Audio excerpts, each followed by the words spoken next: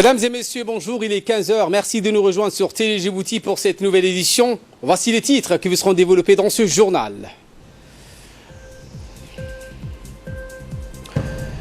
Le président Guelleh félicite le nouveau Premier ministre du Royaume-Uni, Boris Johnson. Et dans l'actualité nationale également, le Premier ministre a reçu aujourd'hui le nouvel ambassadeur accrédité à Djibouti, l'ambassadeur de la Russie. Et dans l'actualité internationale, une nouvelle vague de chaleur s'abat sur le continent européen. Voilà pour les titres. Merci si vous nous rejoignez sur Télé Djibouti. Je vous disais en titre, le président de la République, Ismaël Omar Guelleh, a adressé aujourd'hui un message de félicitations au nouveau Premier ministre élu hier mardi du Royaume-Uni, M. Boris Johnson.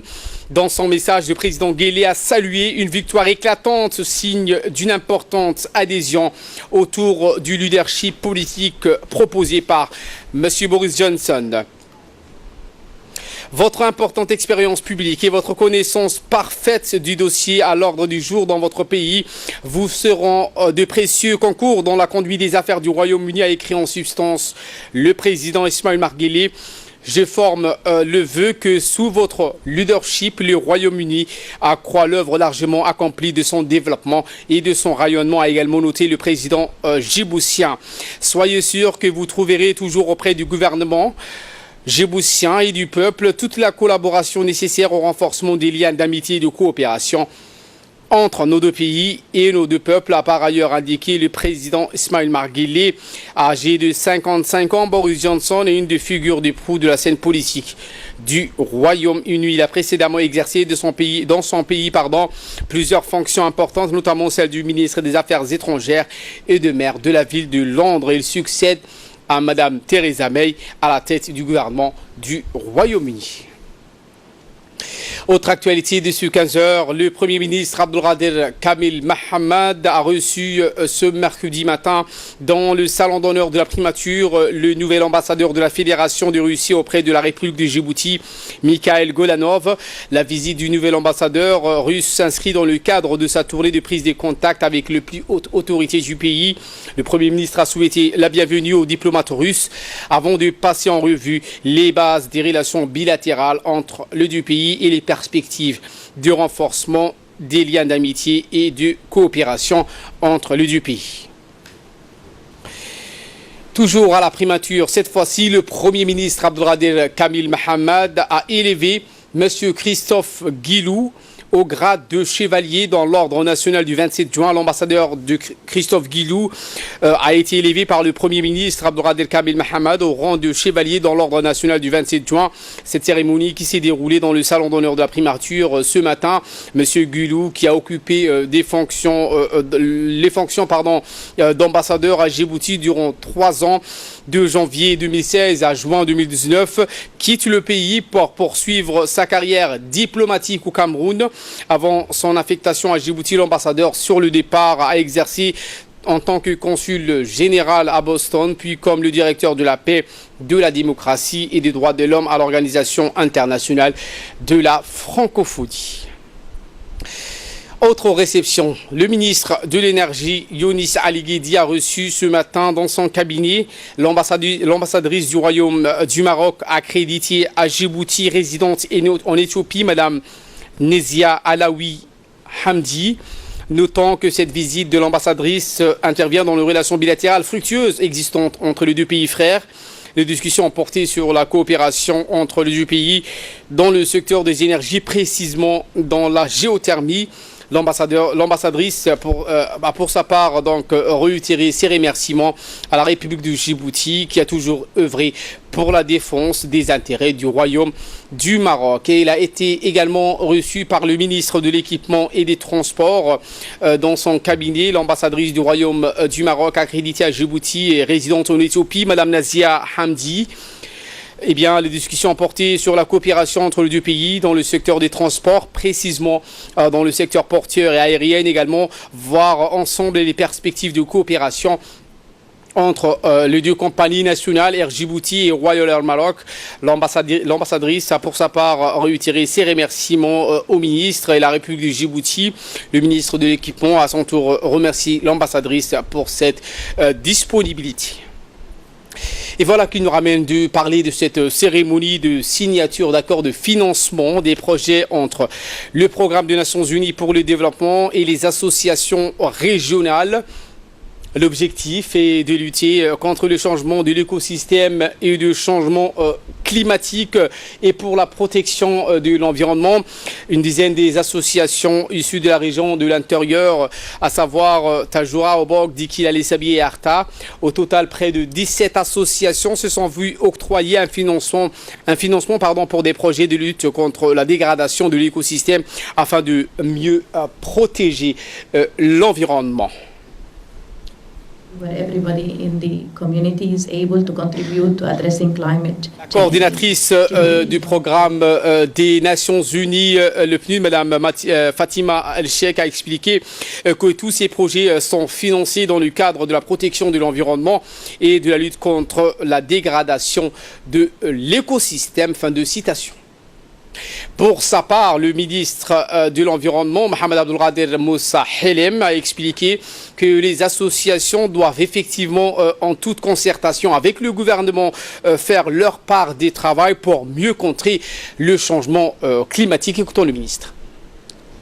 C'est pour moi un réel plaisir de présider cette cérémonie de signature des conventions de financement entre le PNUD et les associations djiboutiennes sélectionnées dans le cadre du programme de microfinancement des fonds pour l'environnement mondial exécuté par l'INOPS ici à Djibouti.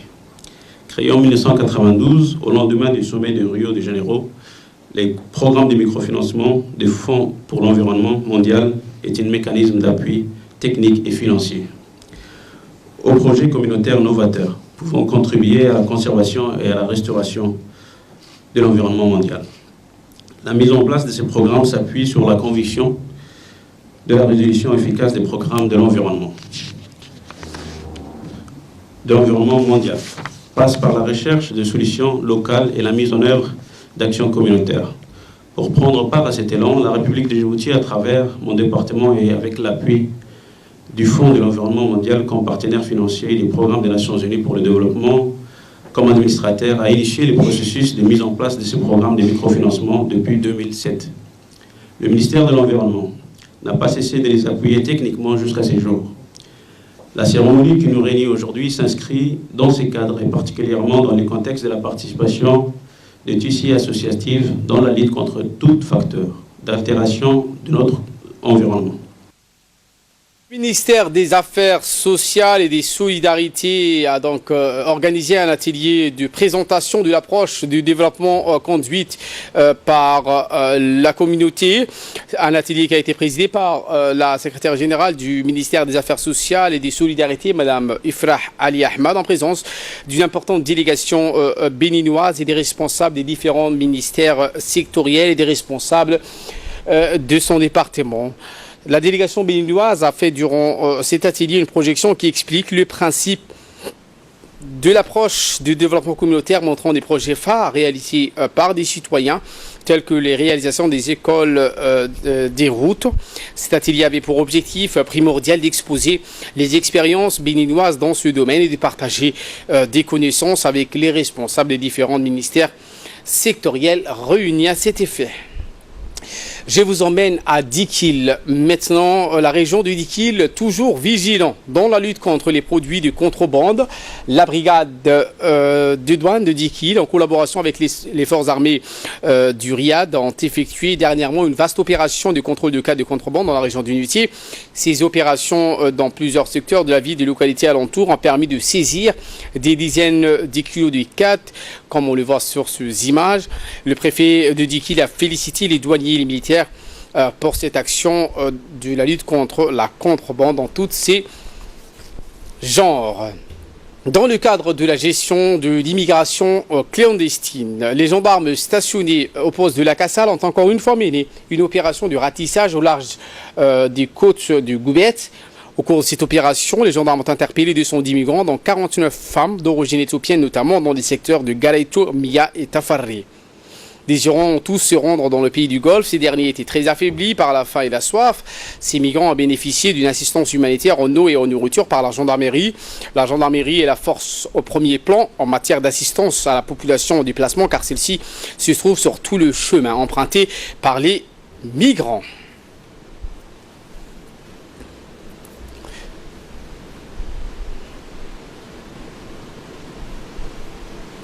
Et de là, nous passons aux nouvelles du monde. Une nouvelle vague de chaleur s'abat sur l'Europe. La canicule s'installe à nouveau sur l'Europe, en Espagne, où les températures dépassent les 40 degrés cette semaine. Résultat, les autorités ont déclenché l'alerte orange pour plusieurs provinces. Même phénomène en France, où la quasi-totalité des régions est sous alerte canicule. Un record de chaleur a été atteint ce mardi à Bordeaux avec plus de 40 degrés, record qui pourrait être battu dans la capitale. La Belgique, le Pays-Bas, l'Allemagne ne sont pas en reste, tout comme la Grande-Bretagne. Elle pourrait connaître le jour le plus chaud de son histoire ce jeudi et battre l'actuel record de 38 degrés. Une vague de chaleur étudiée et constatée par l'Organisation météorologique mondiale. En Italie, Matteo Salvini attendu au Sénat sur l'affaire de financement russe. Semaine difficile pour le gouvernement italien. Le président du Conseil, Giuseppe Conte, doit s'exprimer ce mercredi devant le Sénat sur une affaire qui menace sérieusement son vice-premier ministre, Matteo Salvini.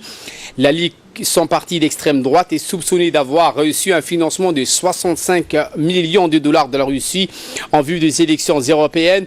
À Rome, Giorgia Orlandi, le Premier ministre Conte fera son rapport au Sénat sur les prétendus fonds russes versés par la Ligue.